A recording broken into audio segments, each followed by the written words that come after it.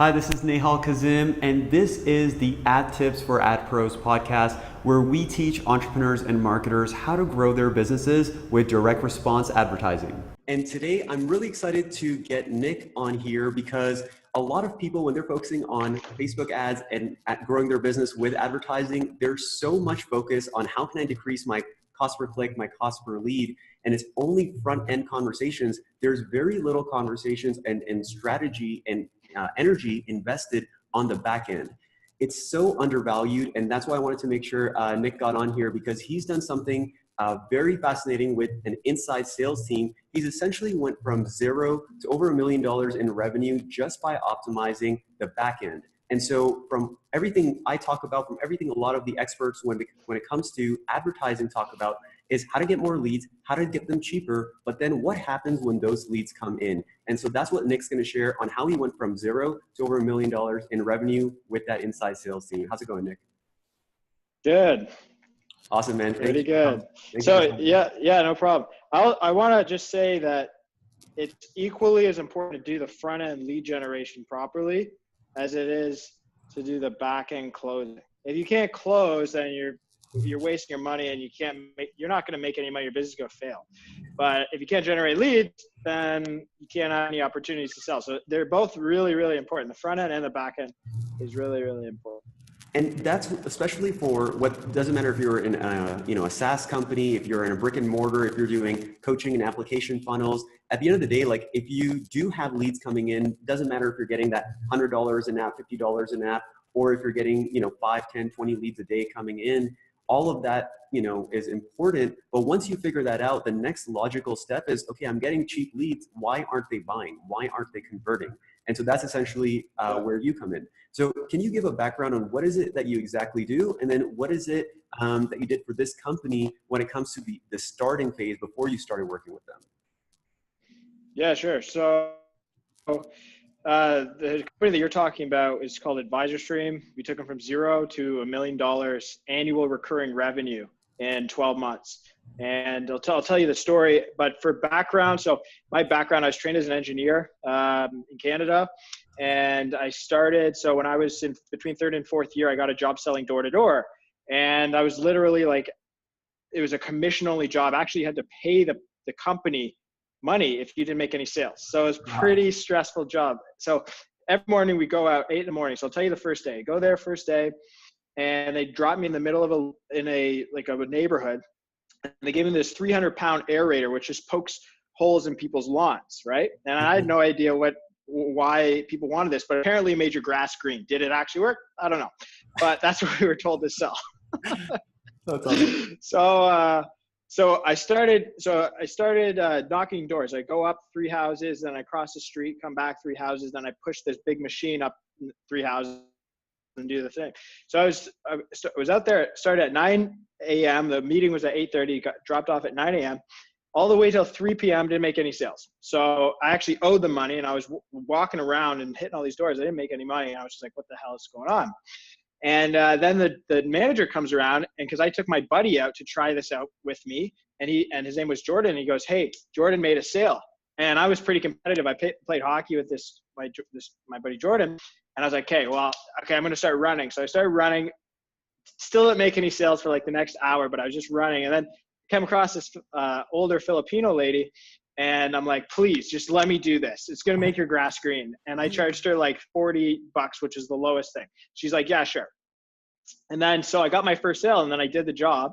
And then I kind of figured it out. So the next house I was able to close, And by the end of the day, I think I got 8 sales or something like that. And they ranked you. So first place got a bonus, and third place got $25 bonus. First place got 100, third place got 25. So I was able to get $25 bonus. I think I ended up making $150 a day, and it was just good. I didn't owe him money, and it was more than minimum wage. So as a 20-year-old kid, I was pretty happy. So then the next day it was raining, and everyone was kind of dogging it, but I slept on it, and I was able to figure it out. And so the next day I got 17 sales, and I got first place, and I ended up making about $320. Nice. This is they paid out in cash. So I was just like, okay, sweet. I just made a lot more money than I would have in any other job. $320 cash a day was pretty good for me as a 20-year-old. And then I got the attention of the manager. He's like, okay, you're going to be good. And I was just like, okay. I moved to London. I lived with my ex-girlfriend. She had this free place or whatever.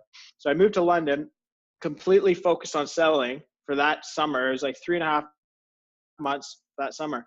And so as I got better and better, I went from like $300 a day, $400 a day, $500 a day. And then I got the attention of the CEO, and he kind of took me under his wing, and he's just like, hey, you're going to be like lethal. And so he flew me out to some of these other markets, like in Winnipeg and North Bay in BC. And I was able to, eventually got up to $800 a day, $1,000 a day cash in selling door to door. Like the people, I was knocking doors, I was on these big houses, and I was making more money than they were. And they were like, oh, poor guy. Right. I was just like, I'm so poor. Yeah. Poor me. And poor little me. But anyway, before the summer, I had to pay off. So I was in engineering school. I was taking engineering and physics. I had like $50,000 in debt by the end of the summer, and I had a line of credit that was $8,000. So I was like $58,000 in debt. By the end of the summer, I was able to pay it off. Wow. So that's how much money I made. And I was able to buy this brand new BMW. Like I was making some serious cash. Anyway, So I go back to school, and I'm sitting in my lecture hall because I still have I'm doing like quantum mechanics. I'm looking at my teacher. I'm like, what the hell am I doing? Right. I made more money than this guy sitting in front of me teaching me life lessons. Right. And I'm like, hey, well, whatever. Engineering is probably not for me. I would need to do sales. So I ended up finishing my degree because I was already so pot committed that I might as well finish the degree. Plus, it's good credibility. Did it do me any good? No, not at all. Right. The degree did not matter at all. But so then when I graduated school, I started a business called Midnight Detailing, which was essentially taking that door-to-door model, the marketing and sales model, right, and applying it to detailing. And then here's what I figured out. Instead of doing the work, you can hire people to do the work for you. Right. So I just hired all these kids off Kijiji. I bought a van, and I piled them in this van, and I would just go knock on doors, and they would do the jobs. And then I would go for coffee, and I'd make like $1,200 in a day. And I would just knock on I would make like 6 or 7 sales, and I'd make $1,200. And they would be busy, and I was able to provide these guys with a good income too. So that evolved. I basically figured out how to do, instead of me going door to door, I figured out how to teach kids, like really inexpensive kids, to go generate leads. And then I figured out how to do inside sales conversions. So we had a call center that did the sales and the dispatching. So that was kind of like inside sales, and that was working. We were making money hand over fist. We went from 0 to about 3,000 customers. Right. Relatively quickly. And then we ended up selling that business to a company called Go Wrench Auto. So that's there's so much that you just went through, and I want to make sure we stop just for one thing. What is it that you were able to see that all the other people that you were selling with didn't see? Because you kind of, from what it sounds like, you saw the matrix and they just couldn't see it. Yeah. Okay. So I'll get to the point of the story. So, and I'll finish the story. So after Midnight Detailing, I got into selling software because in detailing, you can only work in Canada. It gets cold. Like right now, it's wintertime. Right. No one in their right mind is going to be detailing cars in this weather. So I had to find something to do during the winter times. So I started selling software, and it turns out what I did and how I sold door to door was absolutely lethal. Nice. When you're selling software. Right. And this is how I'm relatively young, I'm in my late 20s now, but to take a business from 0 to $1 million profitably, like we were profitably acquiring customers, something happened, right? And the secret was this super aggressive, I wouldn't say aggressive, but strategic way to sell in using software sales and inside sales. Allowed us to, and it was developed from being up against a wall, where as a commission only sales guy, you had to figure out what worked and what didn't work. There was no pillows. So you had to scrap all the stuff that wasn't working because your income depended on it. So you actually figured out how to close deals, how to get people to open up their wallets. It's no joke. And so then it's no joke. Like this is real money. And like most software companies, they're in la la land, and they think that funding is going to carry them. And then they're so scared to go get money and ask for sales and close deals. And they end up like collapsing because they actually haven't figured it out. Whereas a bootstrap a company that's forced to do it, they actually kind of figure it out. So turns out if you teach an 18-year-old kid or a 19-year-old kid or 20-year-old kid what I learned and how to sell, and apply it to the software world, they're very, very, very effective closers. And B, instead of paying a rep like $65,000 a year base plus commission, where you have to pay them like over $100,000 a year, Right. you can pay a rep $35,000 a year base, and then another like 30, 40, $50,000 in commission. But you're getting, you totally spread your risk around, and you totally de-risk everything. And you have these reps that are just trained properly, and they're able to outsell these fancy salespeople. And the secret was, it came down to the sales process. And it was basically every sale was, there's a way to sell. And most people don't know how to do this.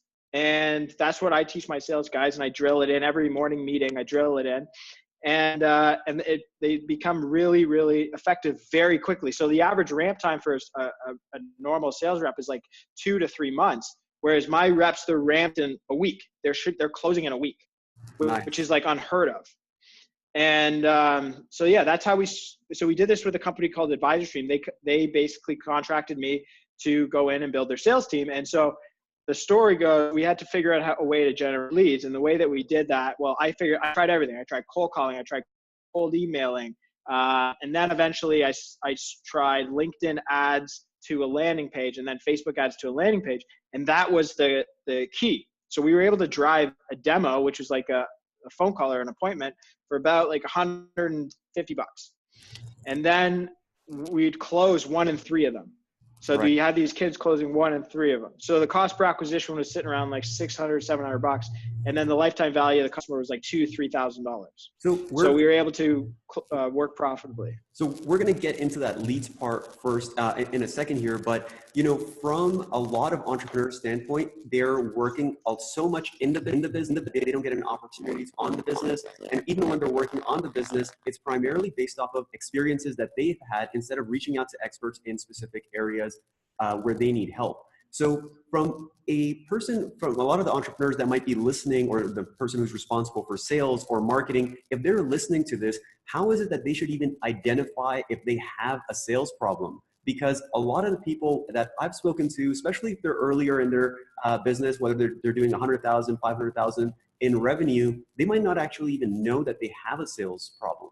So instead of getting more leads, instead of increasing lifetime values, like instead of working on that, maybe the first problem is actually sales. And so before we go into the sequence that you went into to get more leads, to fix the sales process and overall scale, like if you're in their position, what would you do to understand to analyze and make sure that there's even a sales problem or not? Yeah, that's a good question. Basically, it comes down to your lead conversion rate. So here's how you know if you have a sales problem. If you're getting you should have a conversion rate. If you're doing inside sales, it should be like 20%. So if you're generating 5 leads, you should close 1. Got it. And if you can't do that, let's say like I have one client that's generating like thousands and thousands of leads because they optimize for like cost per lead or cost per click, whatever. But none of it's closing, then something's off, right? It means that the targeting's off or your pitch is off. So you want to get to that point where it's like a 20% lead close rate, and then you hire a guy like you to go and generate as many leads as you can. Right. And then if you need help scaling out your sales team or getting that process, then you can. That's if you can engage an expert like me, or you can learn how to do it on your own. Then that's how you kind of scale up. And for someone listening, they're saying like, dude, did you just generalize all of business to 20% that you have to convert leads from, 1 in 5 leads? And the reality is that, we're working with gyms where they're selling $50 to $200 a month and they're converting at 20%, the ones that are good.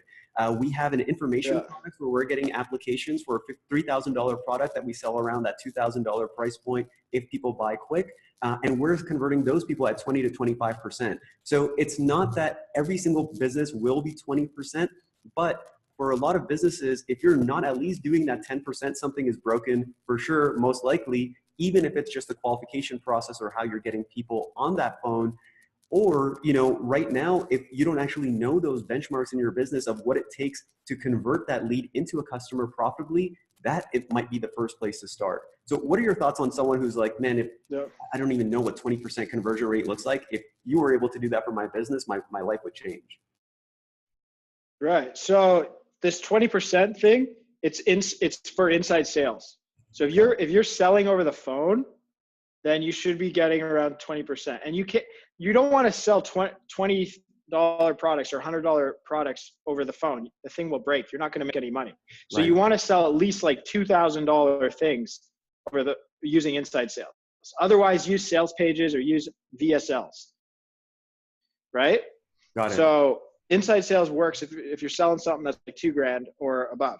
If you're selling something that's like $100,000, you're probably going to need outside sales or like steaks and strippers, right? Or $1 million. If you're selling something that's like a couple $1 million, then you probably don't need inside sales. Is too. You don't need it. You need outside sales. But yeah, Right. Anywhere from like $2,000 to $10,000 is inside sales. Okay, so for Advisor Stream, where were they before you started working with them? And then what was like the first step in that process? Right. Good question. So they had a product, they raised a little bit of money. They had a few early customers, like just friends in their world. And they had like maybe 2 or 3 paying people. Like literally they were at like 0. Like I wouldn't even count. I went into their, pardon me? What did they do, just to give people context? So it's content marketing automation for financial advisors. Got it. So they basically curated content and then they would send it out to LinkedIn and email and all that stuff to build relationships, with the goal to drive revenue for the financial advisor, right? So yeah, when I came in, I looked at the Stripe account because when I went in, they said they had all this traction. Then I went into the Stripe account. I was like, where the hell are all the customers? Right. Right? That's a good question. Yeah. So, and then they're like, okay, well, we need some help. And I was like, okay, so first things first, you need to generate leads. You need appointments. You can't sell if you don't have appointments. So first things first, I needed to figure out how to get people to show up for a meeting. And like I said, I tried outbound cold calling, doesn't work. Too many secretaries, too many gatekeepers. I tried cold emailing, doesn't really work in this space because they get 1 million emails a day. And then I tried LinkedIn ads and Facebook ads to a landing page that I built and then to a demo booking page. And that worked. So, and I was like, it was like a eureka moment. It was like, okay, we nailed it. Right. And then we were able to generate appointments. And then the actual story is I took those appointments and I gave them to the CEO and the management team. And I was just like, okay, you guys are so good at selling your product. Why don't you go sell it, do this demo? And then they didn't, and they couldn't do it. They couldn't sell. They were basically throwing up on the customer. They were like, oh, here's our product. Here's the features. Here's what we built. And like, no one cares about like how much work you've put into your product. They don't care about that. They want to know what the product is going to do for them and what are the results they're going to get. So then they didn't end up closing. So then I hired 2 salespeople, the first 2, and I taught them this really basic sales script. And that's the key. The key to this is the sales script and process. And that's what I help with. So I wrote a basic sales script. It took me like an afternoon to write. I trained these guys up. We did a little exam. So they practiced the script with me. 2 days later, they did an exam. And then we got them on the demos because we were able to generate demos. We could spend like $120 and get someone to show up for a phone call. And so then they did the demos, and the first one the guy did, he closed. So imagine this: the guy's reading from a piece of paper, and I'm standing over him. I'm like, don't you fuck this up. Sorry for my language, but I was like, don't you better read these words. Right. And so he's shaking, and he's just going through his script. No pressure. No, there was so much pressure on this guy. And he's just shaking, and he's reading it. And I'm like, keep going. I'm like, read those words. And he's reading, and he's shaking. And then all of a sudden, the guy's like, okay, yeah, let's try it out. And he gets a credit card. Whoa. Nice.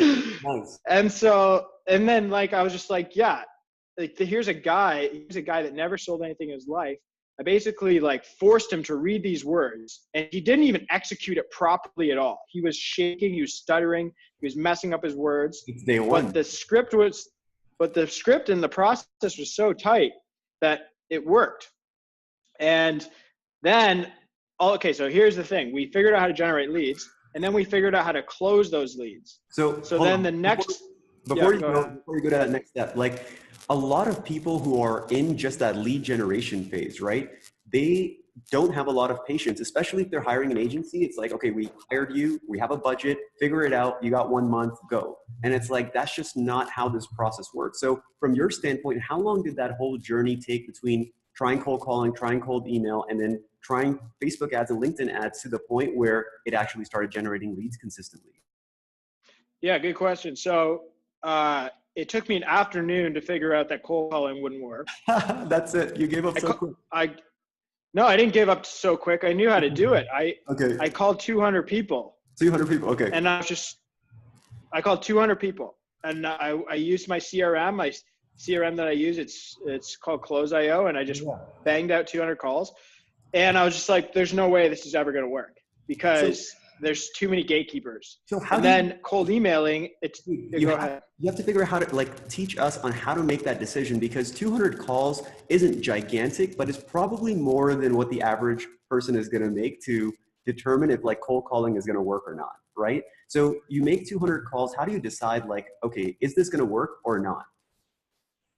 Yeah, good question. So I know from door to door, like you can usually tell if it's going to work in 1 day, in 1 or 2 days, if you know what you're doing. Okay. So with cold calling, like I knew that I just couldn't connect with the people, right? No matter how many calls I did, like I did 200 calls, I probably connected like one person. Wow. And it was like, and so like, I knew that this was not going to work because I couldn't connect. It's not like if I can connect with somebody, then I know the channel works. Yeah. Right. Like this whole channel searching is just basically we need to connect with them. So I tried it. I wasn't able to connect. I was getting gatekeepers. I was getting answering machines. I was getting like no one was picking up. So I knew it wasn't going to work.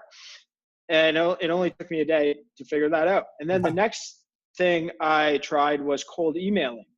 So I did a Amazon SES. I linked that up and I started cold emailing and blasting people. And I can write copy. I can write strong copy. So I tried to dangle the most irresistible thing in front of them. Okay. And this is how you do it. This is how you do it in advertising too. You dangle something so shiny in front of them. And if they bite, that means that the channel works. And if they don't bite and it's the most shiny thing that any rational human being would respond to, and they're not responding to it, that's how you kind of know that the channel doesn't work. Got it. So then I tried outbound emailing, and the thing is, it was so noisy that I think I got a few leads, but I was just like, I can't get the volume that I want. And I did get a few leads from outbound emailing, but I was just like, this is too hard, right? It's not going to work. And because from the door-to-door game, like you can go to 20 houses and you should make one sale. And like I'm expecting to make sales. I'm expecting to connect with people, and I know the general type of like close rate and lead rate. So outbound prospecting, I was like, okay, this is okay. We could do it, but it's going to be really hard. Then I tried LinkedIn. So I wrote some ads for LinkedIn. I dangled something irresistible in front of them. I made a landing page because I knew how to make landing pages. Right. And in one day, like as soon as you turn on the ads, it was like in hours, we started generating appointments. So it was like, I know, like I knew what the process was, and sometimes you hit it, sometimes you don't. Like there were a couple ads I wrote that didn't hit, but in that section, or in all those ad sets, or in all those ads, there was one that hit. Got it. And you separate it, like this is what you do. So you separate it so that, you can tell which one hits. And so it didn't take that. It probably took like a few $100s in ad spend to figure it out. But the ad was written really well and the landing page was built really well. Right. So, but here's the thing, the market was already defined for me. I already knew exactly who I was targeting. What do you for those of you, by that? So I knew that I was targeting financial advisors. Okay. It was like, you either were a financial advisor or you weren't, right?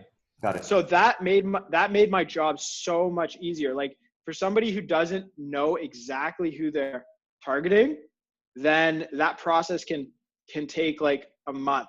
So like the tests, you should be able to collect data for one of your hypotheses in like a week, right? So I give it like a week.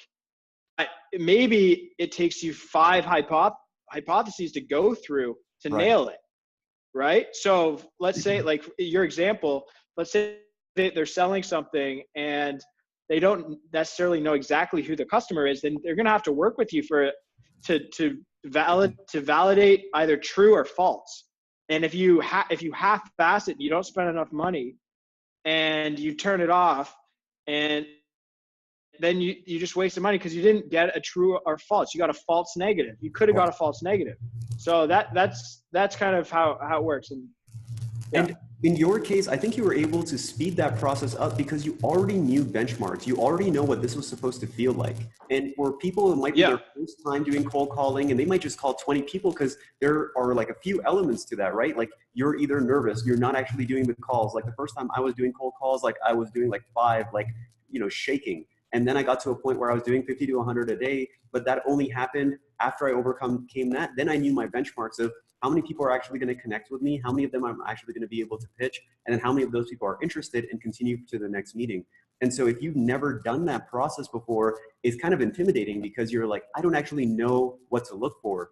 But from your standpoint, you knew what type of, what benchmarks were for each one of those channels, or enough to actually make decisions. But then second, you had the ability to craft the offer and write the copy in a way that you could test and do that litmus test of, I have a super sexy offer and no one cares. So is it the offer or is it the channel? And from your standpoint, you knew what the market was well enough that you knew that the channel was the problem. Is that right? Yeah, pretty much. Yeah, and I knew, like, you can tell if someone's interested. Like I knocked on probably 20,000 doors, and I got, I kind of knew if somebody was interested and perked up, or that they were just completely glazed over and they were just like, get the hell out of here, right? So I'll give you an example. For when we started the detailing business, I knew in like 20 minutes that it was going to work, because me and my buddy Alex, we went door to door, and all we did was we went to this random neighborhood in Hamilton, which is just outside of Toronto, with like some middle class. It wasn't necessarily wealthy, it was middle class neighborhood. But we just went to doors, and we're just like, hey, so we're starting up this door-to-door auto detailing service. And then people are like, oh, so you clean the cars in the driveway? And I was like, yeah. And they're like, oh, okay, how much? Right? And like, and then we're just like, okay, and then we pitched a price, and they're like, oh yeah, okay, right? And that, like, so in 20 minutes, we were able to validate the idea.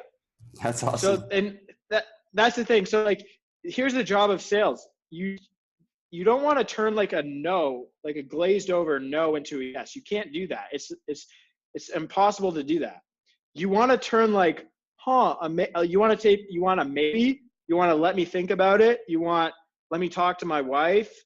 You want to turn those into yeses, right? So if you're going out to the market and you're getting like, maybe, yeah, it sounds interesting, or let me think about it, Right. That means you're not completely on Pluto, right? Got it. But if someone tells you, if someone's like, get off my doorstep, or they're like, nah, man, I'm not interested, Right. then that's when you know that something needs to change. You're a lot further from the sale at that point for sure. And so with Yeah. Aspen Stream, as soon as you tried cold calling, then you tried cold email, then you tried Facebook ad and LinkedIn, like how many leads were they generating organically? And then how many leads were you able to get them in that first initial stage from like Facebook and LinkedIn? They were generating none organically. No one cared about their business. Like realistic, think no one cared. No one Right. cared. No one, like, that's what most people think. I have clients that are like, oh, we got to protect the brand. I'm like, what brand? Right. Okay, yeah. So a lot of businesses, they'll try to generate leads organically first and not spend any money. And that to me is the stupidest thing you can possibly do, because it takes you 6 months to get like good enough content, or like you have to write really good content to get someone's attention these days. And then even if you get someone's attention, you have to see if the message resonates with them. So why would you try so hard to drum up a click with your content, and then you don't even know if it's the right person who's reading it, Right. and then you're trying to do some call to action and drive them towards an action, and it might take like 6 months to get, like, to bring in somebody, whereas you could do it in one day if you spend $100. For sure. And my perspective on that is how quickly, like how much do you like losing money? Because from my standpoint is as soon as you're able to spend money and get clicks and get people to go through your funnel, if you're doing inside sales and speaking to people on the phone and you don't know who your market is exactly, you don't know what offer is going to work, you don't know what sales pitch is going to work, you don't know what closing techniques are going to work, and what kind of back end is going to be right for you, downsells, all that kind of stuff, you have to knock out each one of those to figure out what is it that's actually going to be working for you. And even on our side, we recently launched a new part of our business. And in that business, we're trying to get first all the sales process down, then we're working on fulfillment, and then we're working on blowing all of that up very quickly. But you can't talk about fixing fulfillment or fixing sales problems if you don't have anyone in that funnel. Organically, there's only so much you control, and with ads is the complete opposite. And so you started getting leads on LinkedIn and Facebook, and they started coming in. Then it sounds like the next step was, how do you actually get those people to come in and from a sales standpoint? Like, how did you recruit them, and what was that process like? Yeah. So how do I recruit them?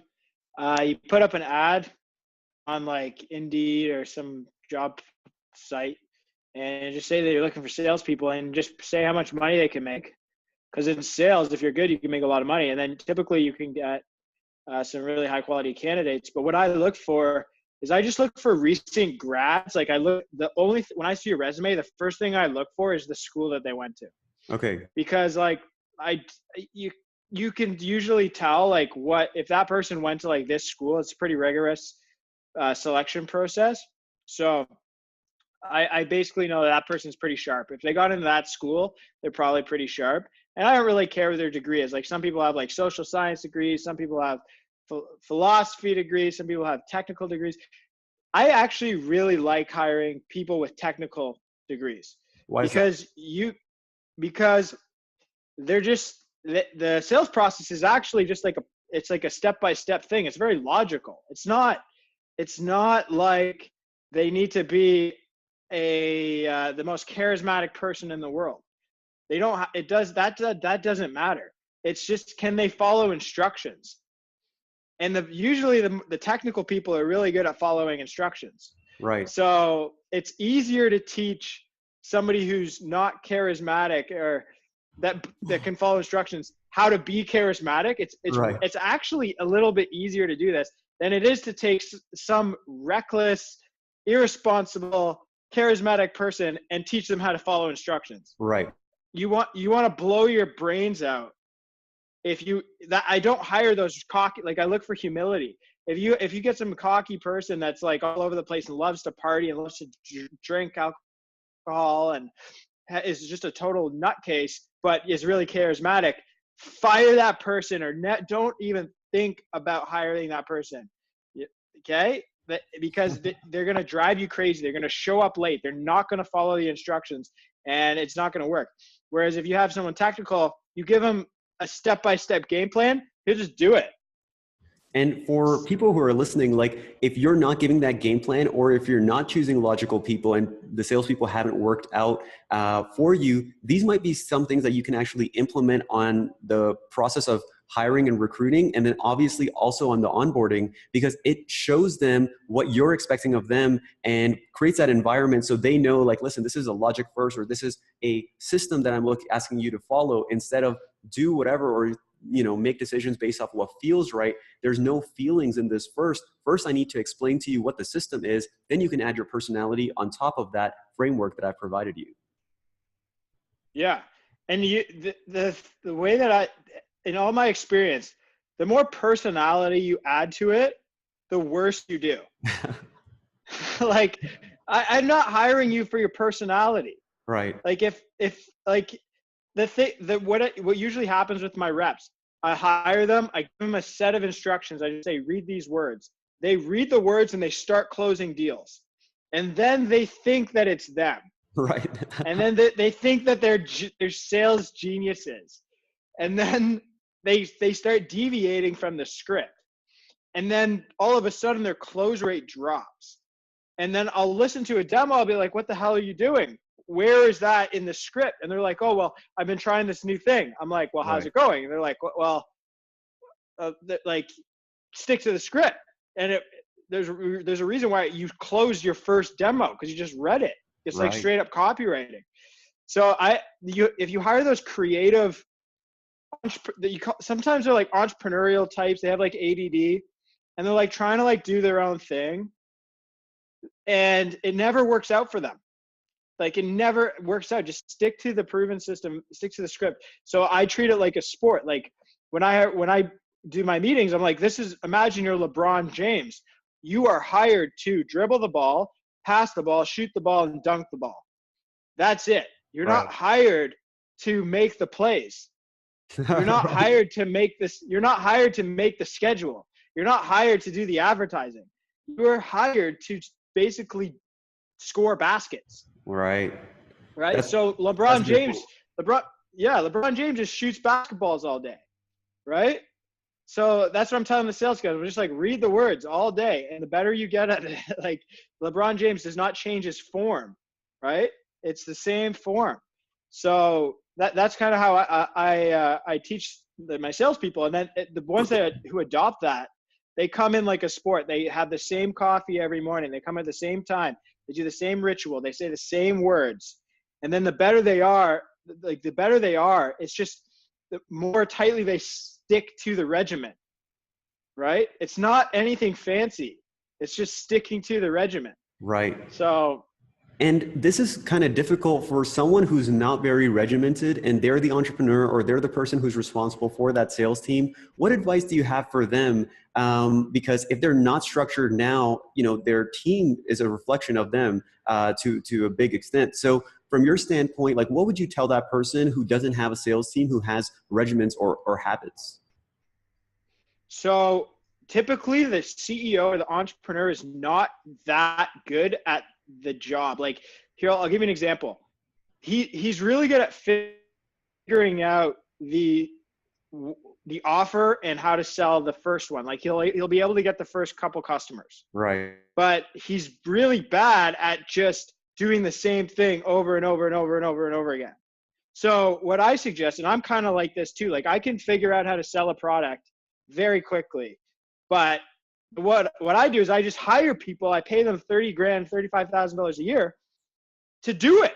Right. And like, they're better salespeople than I am. Right. They're the people that actually like it. You give them a system and they just do it over and over and over and over and over and over again.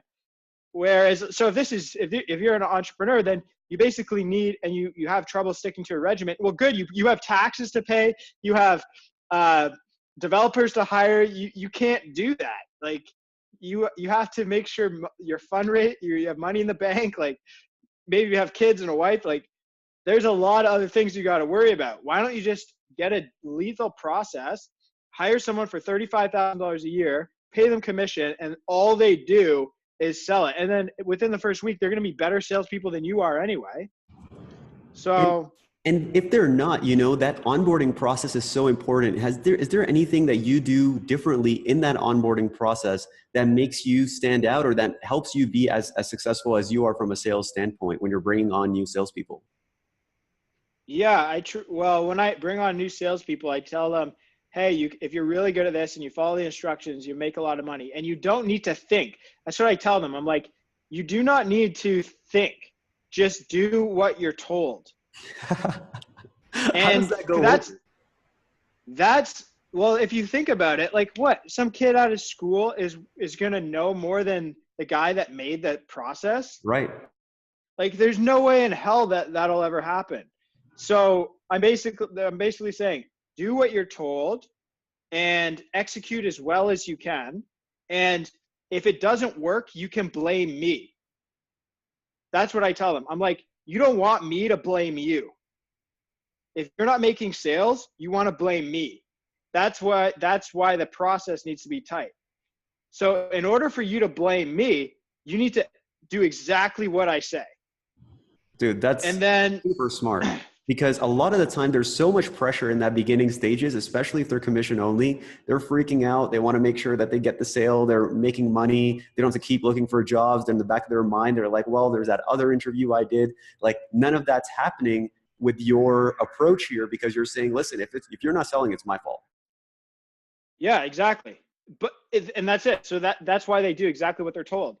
Because I don't want that. If like I had to fire a girl because I gave her the script and she was going off script, and then I was like, what the hell? I'm listening to her demo and I'm like, where is that in the script? So then I brought her, I basically said, all right, it's not going to work out. I fired her in a week. I go back to the team. I said, this person's name is no longer with us. Is everyone clear why? And they're like, yeah. I'm like, does anyone have any questions? And they're like, no. Perfect. And so, and then everyone else followed the rules and was able to generate sales. So it's kind of giving the salespeople, they don't have to think, and that's how you ramp someone really quickly. Because if you give them options, then they have to go figure it out, and that's how you end up wasting 3-4 months, right? But if you give them a clear path, then they just do it. And then they're all of a sudden in a week, they're ramped and they're closing. Right. Cool, man. So first you're generating leads. You figured that part out. So at least there's flow in the sales process. Then you brought on 2 people and then you're training them to be sales machines to convert those leads into customers. What happens after there's leads, after there's people? What does it look like to actually go from that initial traction to scale to $1 million, in recurring for a business? Yeah. So basically, once you you figure it out, then you just hire more reps. So you have a team, and then you have to turn up the ad spend. So we were spending like 30 grand a month, right, just on leads or around there. Got it. And so yeah, you need someone who knows how to do advertising properly, because if you do something wrong and you're spending that much money, then you could be burning like $10,000 a month. Right? Like let's say there's a campaign that's not performing and you don't even recognize it, then you could be burning like 10 grand a month. You need someone who knows ads to provide you with the lead flow. That's their job, right?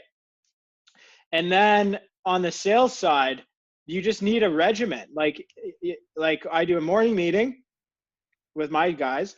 Every morning I do a meeting. I drill in the same crap that we've been teaching forever, because I know people forget. Like, don't ask me why, but you leave it a couple of days and people forget how to sell. Easily. So you got to motivate them, keep them focused. And basically, yeah, that's pretty much it. Like you just every morning you do a meeting, then in the afternoon you check in, make sure the leads are flowing. And if someone's not, here's the thing, if someone's not closing, or someone's like, let's say they break up with a girlfriend or something happens in their life or something like that, you got to fix it right away. Like you got to be like, hey, snap out of it. Don't let this drag on. Get back to the script, get back to the basics. And that's how to do it. It's mostly execution. Like the best sports teams, that's what they do. They show up to let's say hockey. They show up to the arena. They put on the same equipment. They do the same drills. They just execute. And the winning teams are just very good at keeping regimented and executing. So scaling to $1 million is actually kind of boring. Right. It should be. It's not that exciting.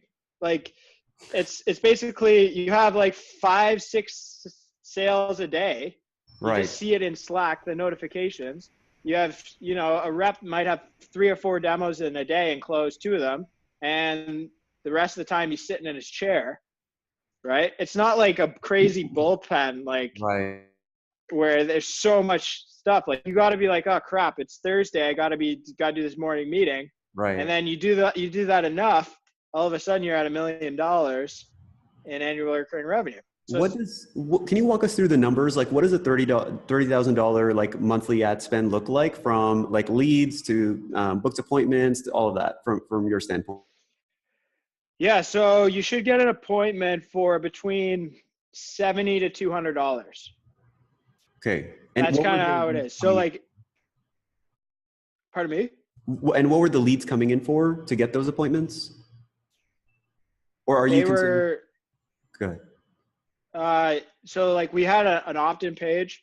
We had traffic that went to an opt-in page. We got the lead. And then from that opt-in page, they'd go to a calendar. Okay. And then they'd book a demo. And then there's the sales guys would catch them in between the opt-in and the calendar, and they would call them and email them and try to book demos. Got it. So everyone was booking, like each sales guy's calendar had like 5 to 7 demos a day. Got it. And then they would close, like on a good day, they would close 3 out of those 7. Okay. That's a pretty high conversion rate. Yeah. Well, it comes down to the script, right? Right. Okay. So how many salespeople did you have like at the peak with the $30,000 a month budget? So at the peak, it was 5. And then we had 2 like supporting people. So we had a team of 7. Got it. Okay. So I've seen, and I've been part of teams as well, that as soon as an offer hits, there's usually the next level of challenges, which are usually mental, right? So, or, confidence or whatever the limiting beliefs are. What have you seen when people, and I don't know if you've seen this because a lot of the companies that you're working with are funded or that you are running them yourselves, but have you seen where sales offers work, but they don't actually bring on more salespeople, they don't spend more, they don't want to grow more aggressively? If you have seen that, or you've witnessed some of that, what advice would you have for people who want to grow more aggressively, but there's some sort of fear there? Yeah. So I come from the world of, I don't really understand that fear, because my world is they try to scale way too early. Okay. So they hire like 15 salespeople and they haven't even made a sale themselves. Got it. Right? Like that's kind of what some of these companies do, which is completely stupid. The whole thing collapses. They blow millions of dollars and no one works out. But if you're looking to scale, the first thing that I would do is hire a junior person to try and do what you do, like, and try and close the deal that you're closing. And if the junior can't do it, that means you need to tweak it. But as soon as the junior does it, then it's just an easy equation. It's like, well, how much did you spend to get that lead? And what was the close rate?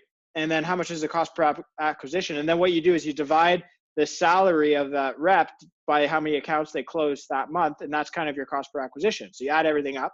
And let's say it's $1,000 to acquire a customer with reps, and with the salary, with ads, with lunches, whatever. But then you're making $2,000. That's really what you're looking for. You want to see that you can spend $1,000 and make like at least $2,000 back. Right. And it's not just you.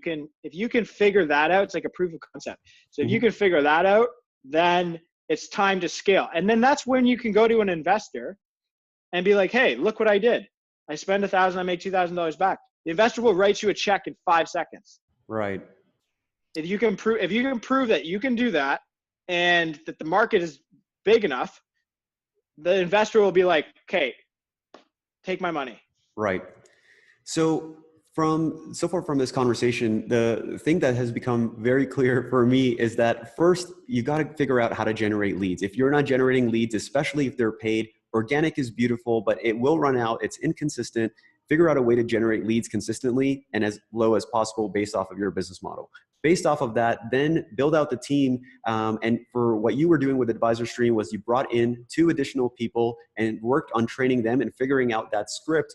First day, first person was able to close the deal. From there, you go from 2 people all the way up to 7, you mentioned, including 2 support.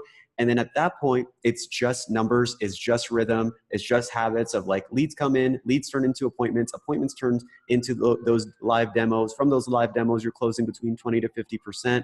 And then you just do it again and again and again. And then you get to the end outcome.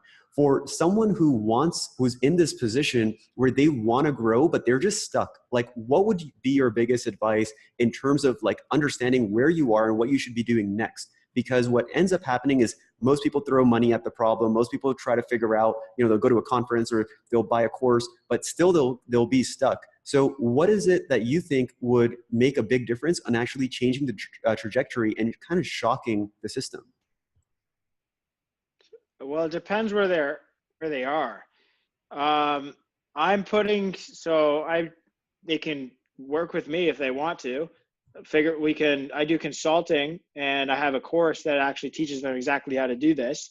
So they can learn from someone who already did it. It depends where they are. If they don't have product market fit, first things first is find product market fit. Like get someone to pay you for stuff and get results for them. If you are already at that point, you have customers, then you need to find a rock solid way to generate leads and appointments. So figure that problem out first. And you can engage somebody like you to do that. You can try doing your ads on your own, whatever. But you want to get to a point where you can turn on money and you're getting appointments. Right. Like that's the goal. And then from there, you can try, you should be able to sell your own offer. So if you can't do that, keep turning on your money, like keep spending money until you figure that out. Right. Because like you can be a crap salesperson with a ton of appointments and still do okay. You could be an amazing salesperson with no appointments and you're going to fail. Right? So first things first is find that appointments and then work on your sales. And then if you're able to close, then hire a junior, see if a junior will do it for you or can actually deliver. So those are the 3 things. Like, so if you're not making it rain appointments, you got to figure that problem. You got to solve that problem. And that comes from advertising and opt-in pages and that kind of stuff. And then once you figure that out, you need a sales process. Perfect. So, man, if I know there's people who are stuck and they want to get unstuck, and one of those things that actually helped us as well was there was a sales script that you published online. And so we swiped it and we implemented it for some of the agencies that we work with, and it works. People are like, man, I'm so confident, and I didn't get a chance to pay you yet. So first of all, if anyone who wants to swipe the same thing that I swiped that Nick put out there, go to adtipsforadpros.com and we'll give you access to that. But more importantly, there's some people who want more hands-on help or want to pick up the course. What's the best way to contact you and continue the conversation if they want to reach out to you personally? Yeah, just go to salesprocess.io.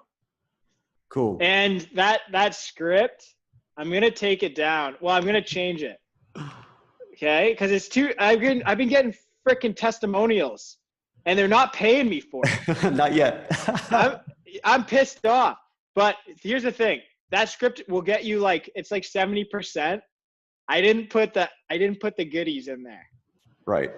I didn't put the goodies in there. Like there's some goodies that I teach my salespeople.